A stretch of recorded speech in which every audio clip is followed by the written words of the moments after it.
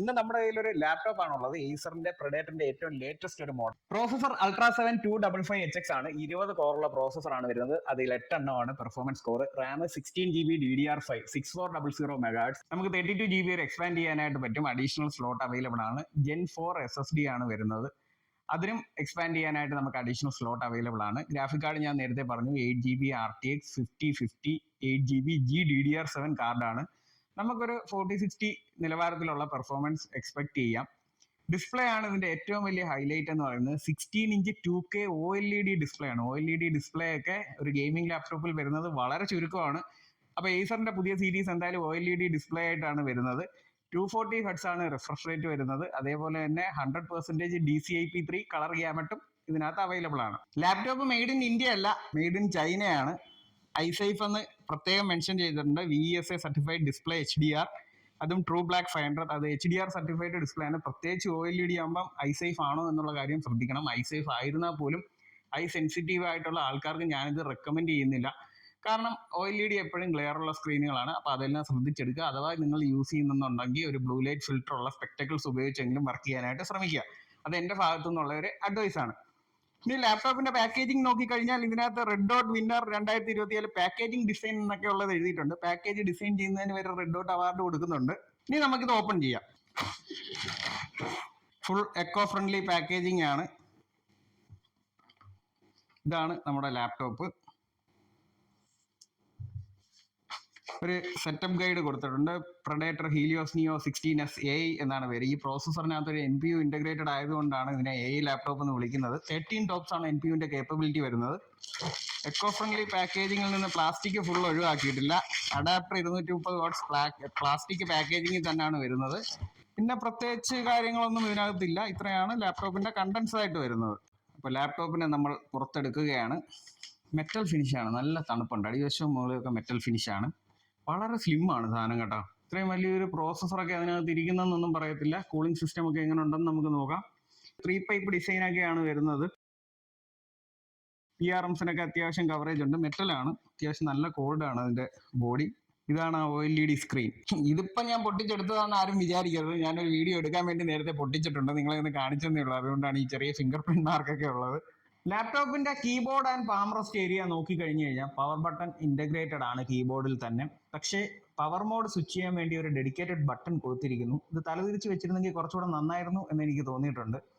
അതേപോലെ തന്നെ ഫീച്ചേഴ്സും കാര്യങ്ങളും എല്ലാം ഇവിടെ കൊടുത്തിട്ടുണ്ട്. അതിന്റെ full labelling, NVIDIA DLSS 4 support ചെയ്യുന്ന 50 series card, 5th generation aero blade fans ആണ് അവൈലബിൾ ആയിട്ടുള്ളത്. 6400 ആണ് റാം സ്പീഡ്. അതെല്ലാം മെൻഷൻ ചെയ്തിട്ടുണ്ട്. പ്രെഡേറ്റർ സെൻസ് എക്സ്പീരിയൻസ് സോൺ നമുക്ക് അവൈലബിൾ ആണ്. അതിന് വേണ്ടിയിട്ട് ഒരു ഡെഡിക്കേറ്റഡ് ബട്ടണും ഇവിടെ കൊടുത്തിട്ടുണ്ട്. ലെഫ്റ്റ് സൈഡ് പോർട്ടുകൾ നോക്കിക്കഴിഞ്ഞാൽ ജിഗാബിറ്റ് ലാൻ കൊടുത്തിട്ടുണ്ട്. അതേപോലെ തന്നെ ഒരു USB 3 micro SD card slot, combo 3.5mm audio Jack.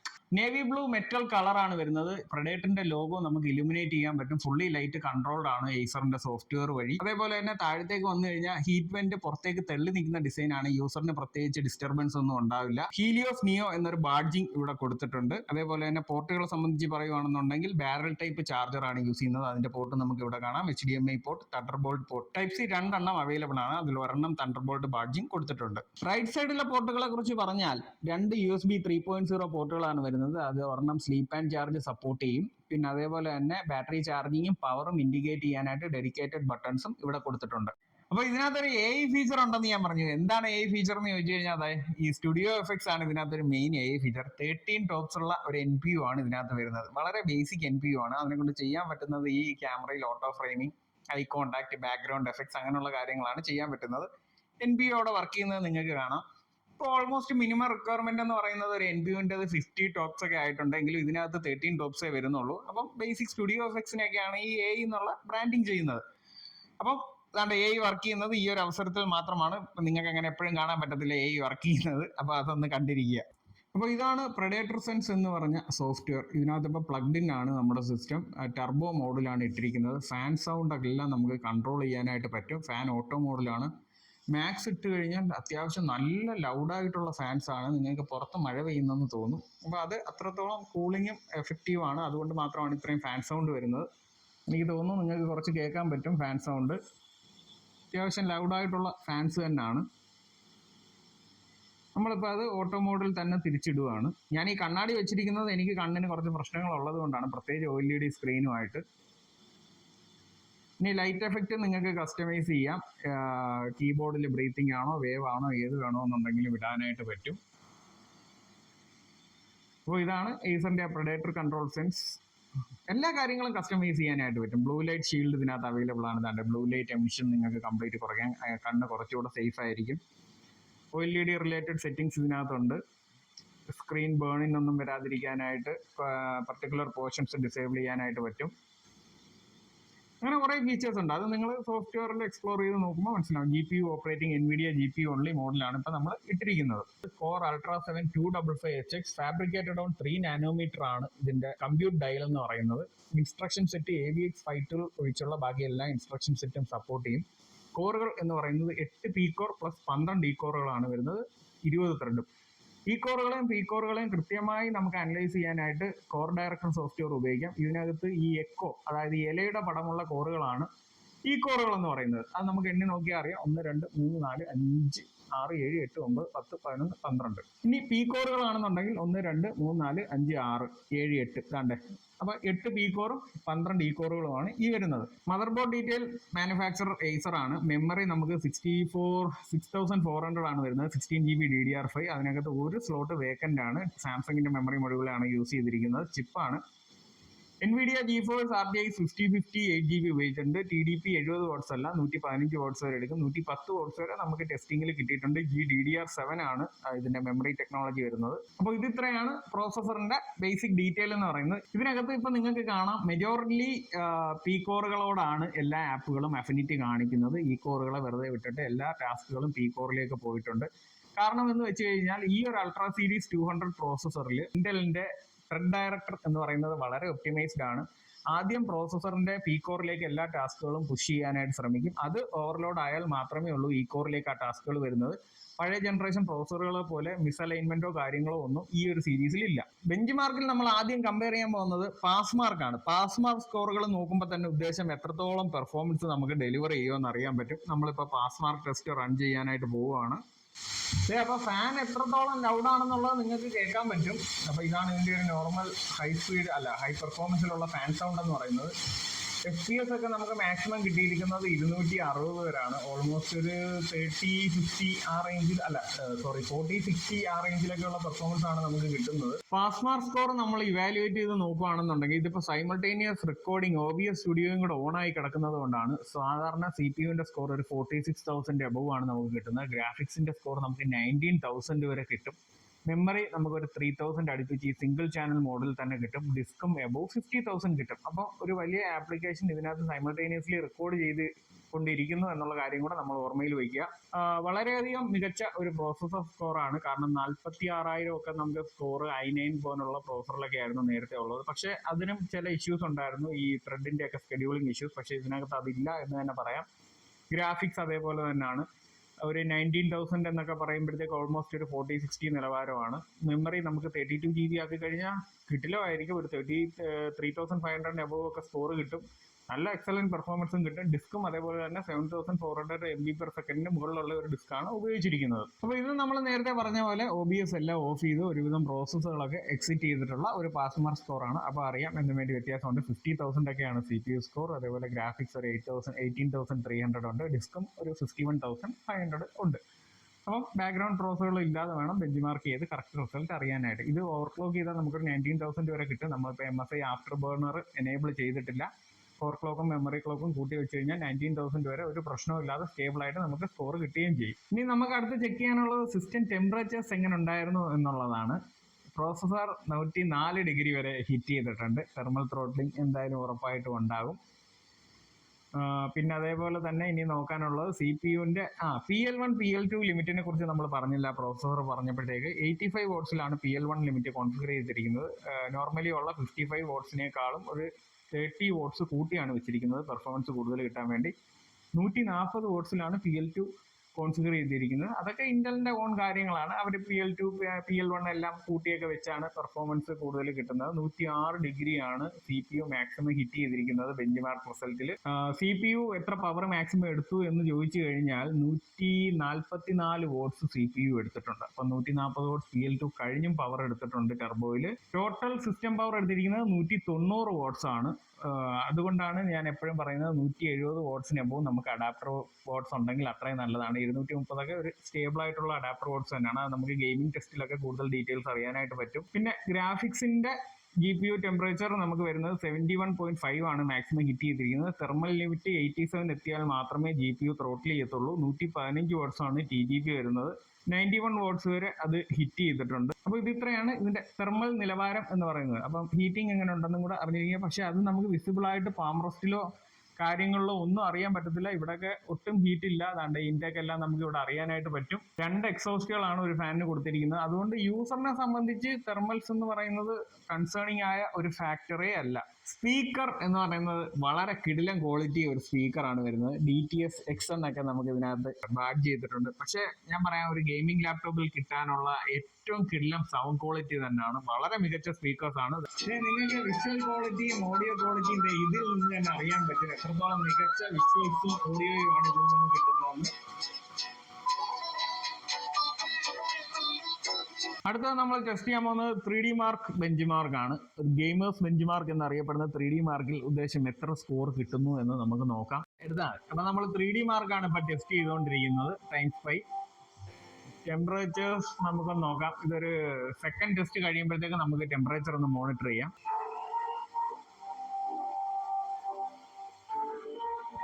ഇതാണ് നമ്മുടെ സർഫസ് ടെമ്പറേച്ചർ വരുന്നത്. അറൗണ്ട് 42 ഡിഗ്രി 44 ഡിഗ്രി ഒക്കെയാണ് പീക്ക് ടെമ്പറേച്ചേഴ്സ് നമുക്ക് കിട്ടുന്നത്. ഫാൻ്റെ അവിടെ നമുക്ക് കാണാം ഏറ്റവും ലോവസ്റ്റ് ടെമ്പറേച്ചേഴ്സ് റെക്കോർഡ് ഡൗൺ ആണ്. വളരെയധികം സെക്ഷൻസ് ഉള്ള ഫാനാണ്. ഇനിയിപ്പോൾ നമുക്ക് ഓവറോൾ നോക്കിക്കഴിഞ്ഞാൽ അതാണ്ടേ പാം റെസ്റ്റ് ഏരിയയിലേക്കെങ്ങും ഒരു തുള്ളി പോലും ഹീറ്റ് വരുന്നില്ല. കീബോർഡിന്റെ ഇവിടെ മാത്രമാണ്. അത് നമുക്ക് പക്ഷേ വിസിബിളി ഫീൽ ചെയ്യത്തൊന്നുമില്ല. ഇത് ഈ തെർമൽ ക്യാമറയിൽ മാത്രം ജസ്റ്റ് ഇങ്ങനെ കാണുന്നതേ ഉള്ളൂ. എന്ന് വെച്ചാൽ പീക്ക് ടെമ്പറേച്ചേഴ്സ് കാണിക്കുന്നതുകൊണ്ടാണ്. ഇത്രയും ടെമ്പറേച്ചേഴ്സ് ഒന്നുമില്ല. നമുക്ക് തൊട്ടാലും കൈ പൊള്ളുകയോ കാര്യങ്ങളോ ഒന്നുമില്ല. 43 ഡിഗ്രീസ് മാത്രമേ ഉള്ളൂ ആ ഏരിയയിലുള്ള ഒരു ടെമ്പറേച്ചർ എന്ന് പറയുന്നത്. ഇനി ബാക്ക് സൈഡ് നമുക്ക് നോക്കുവാണെന്നുണ്ടെങ്കിൽ ഇവിടെയും നമുക്ക് ഒരു 45 ഡിഗ്രി ഒക്കെയാണ് പീക്ക് ടെമ്പറേച്ചർ വരുന്നത്. വളരെ മാന്യമായിട്ടുള്ള എക്സോസ്റ്റ് ആണ്. ഫാൻസ് ഇപ്പോൾ വളരെ ലൗഡായിട്ടാണ് സ്പിൻ ചെയ്തുകൊണ്ടിരിക്കുന്നത്. ഇനി അഡാപ്റ്റർ നോക്കിക്കഴിഞ്ഞാലും നമുക്ക് മാക്സിമം ഒരു 45 ഡിഗ്രി ഒക്കെ ഉള്ളൂ. കാരണം അഡാപ്റ്റർ 60-70 വാട്ട്സ് ഒന്നും ക്രോസ് ചെയ്യത്തില്ല. കാരണം അഡാപ്റ്റർ വാട്ട്സിന് ഇനഫ് ഹെഡ്റൂം ഉള്ളത് കൊണ്ട് അഡാപ്റ്ററും വളരെ ഡീസെന്റ് ആയിട്ടുള്ള ഹീറ്റിൽ തന്നെയാണ് വർക്ക് ചെയ്യുന്നത് പീക്ക് ലോഡിലും. ടൈം സ്പൈയുടെ സ്കോറാണ് നമ്മളിവിടെ കാണുന്നത്. 10,587. ഒരു ലാപ്ടോപ്പിനെ സംബന്ധിച്ച്, ഒരു ഗെയിമിംഗ് ലാപ്ടോപ്പിനെ സംബന്ധിച്ച് 10,000 എബവ് ഉണ്ടെന്നുണ്ടെങ്കിൽ വളരെ ഡീസെന്റ് ആയിട്ടുള്ള സ്കോറാണ് എന്ന് നമുക്ക് പറയാം. GTA 5 നിങ്ങൾക്ക് 2K റെസൊല്യൂഷനിൽ 65+ FPS കളിക്കാൻ പറ്റും. അത് ഫുൾ HD റെസൊല്യൂഷൻ അൾട്രാ സെറ്റിംഗ്സിൽ 175 FPS പ്ലേയബിൾ ആണ്. ഇനി RDR2 ആണെന്നുണ്ടെങ്കിൽ നിങ്ങൾക്ക് ഫുൾ HD അൾട്രാ സെറ്റിംഗ്സിൽ 110 എബവ് FPS കളിക്കാനായിട്ട് പറ്റും. അത് 2K ആണെന്നുണ്ടെങ്കിൽ 40+ FPS ആണ്.